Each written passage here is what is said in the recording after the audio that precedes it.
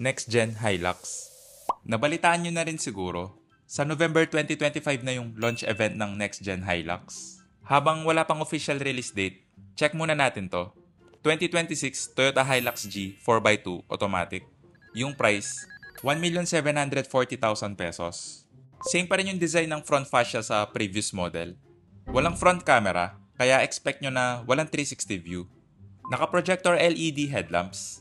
Mukha lang may daytime running light, pero park light yan. LED yung fog light. May front skid plate or bash plate na metal. 18-inch two-tone alloy wheels. Naka-disc brake sa front, drum brakes naman sa rear. Chrome side mirror cover. Walang camera, wala ring blind spot monitor. Chrome door handle with smart entry button. Mataas din yung ground clearance. Check natin yung interior. Medyo makitid pa rin yung size ng side stepboard, kaya mahirap siyang tapakan. Lalo na yung pababa, maliit na lang yung area na pwede mong tapakan. Fabric seats. Manual seat adjustment sa driver. Same sa front passenger, manual. Sa door panel, hard plastic. Fabric armrest. Power window switch na automatic. Leather wrap steering wheel.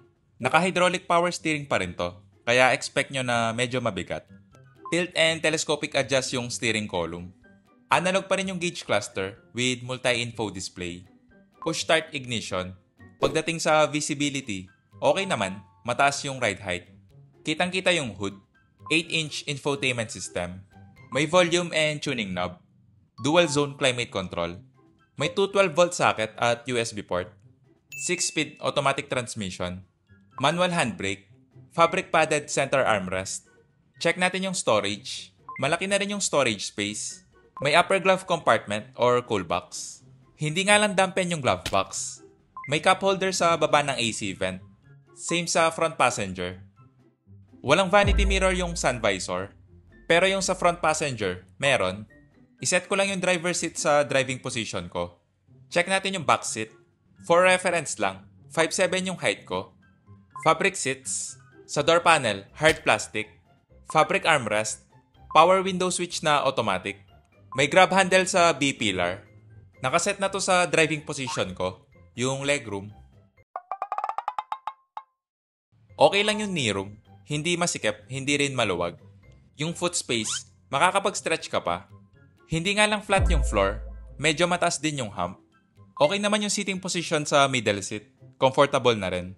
Wala pa rin tong aircon vent sa likod. Yung headroom, nasa 3 to 4 inches pa. Okay din yung seating position, hindi siya upright or 90 degrees. Kung kailangan nyo ng extra space, pwede nyong i-fold up tong rear seat. Check natin yung truck bed. Wala tong fashion bar or sports bar. Basic lang siya na bed liner. Same pa rin yung design ng tailgate sa previous model, na okay lang naman. LED taillight, may reverse camera, parking sensor, equipped na rin to ng tailgate assist, kaya magaan. Malaki na rin yung size ng bed. Check natin yung spare tire. Same sa stock wheel. Pagdating sa suspension, expect nyo na yung stiff at bouncy ride. Kung mapapansin nyo, konti na lang yung play ng lip spring. Mafe-feel nyo to, lalo na pag napadaan kayo sa lubak. Check natin yung engine bay.